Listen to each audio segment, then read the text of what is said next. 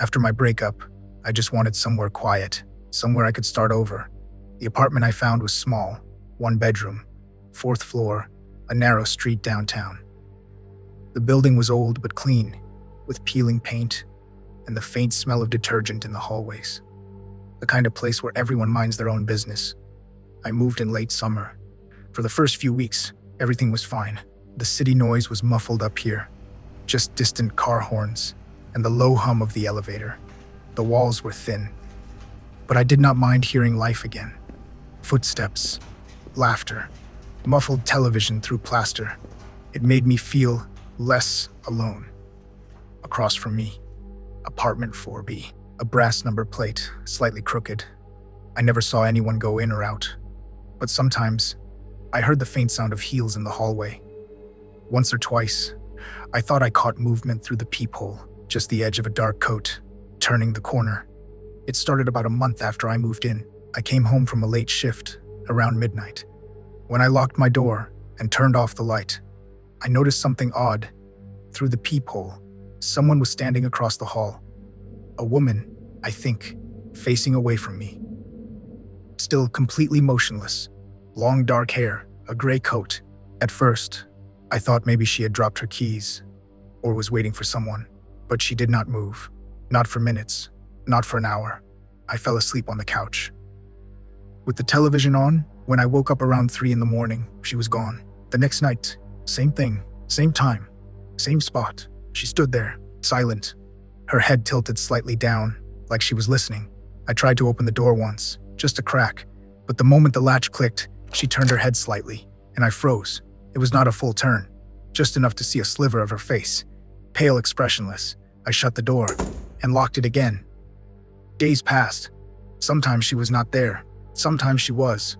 Always the same position, the same stillness. I started dreading the nights. I told myself I was imagining it. Maybe it was a reflection. Maybe she was just a neighbor with insomnia. Still, something about her posture felt wrong. One night, I decided to film it, just to prove to myself it was real. I set my phone on a chair, angled toward the door, and recorded for an hour. When I checked the footage, my heart stopped. She was there, standing perfectly still, the entire time. But in the last few seconds, before the recording ended, she moved closer. Just a few steps, until her face was directly in front of the peephole. Then the screen went dark. I barely slept. The next morning, I went across the hall to confront her. I knocked once, no answer. Twice, nothing. I tried the handle, locked. Then I noticed something. The door was coated in a thin layer of dust. Even the doormat looked untouched. Later that day, I asked the landlord about the tenant in 4B. He looked confused. "There is no one in 4B, he said. That unit has been empty for years." I laughed nervously, told him I must have the number wrong. But when I described her, the coat, the hair, the time, his expression changed. He said quietly, "You should not be seeing anyone across that hall." That night, I could not resist looking again. Midnight came. I turned off the lights and pressed my eye to the peephole. She was there, only this time. She was facing me, her head tilted slightly, like she had been waiting for me to look. In her hand, she held a phone. The camera light, faintly blinking red, pointed directly at my door. I stepped back, heart pounding. The light from her phone flickered once, then went out. I did not sleep that night. Every sound, every creak, every pipe felt like movement. When morning came, I opened the door. The hallway was empty, silent. But there was something new, a folded piece of paper. Under the doorframe, 4 words, written in black ink. "I saw you move." I stared at it for a long time. Maybe someone was messing with me. I slid the note into a drawer and left for work early. When I came home that night, the landlord was waiting outside my apartment.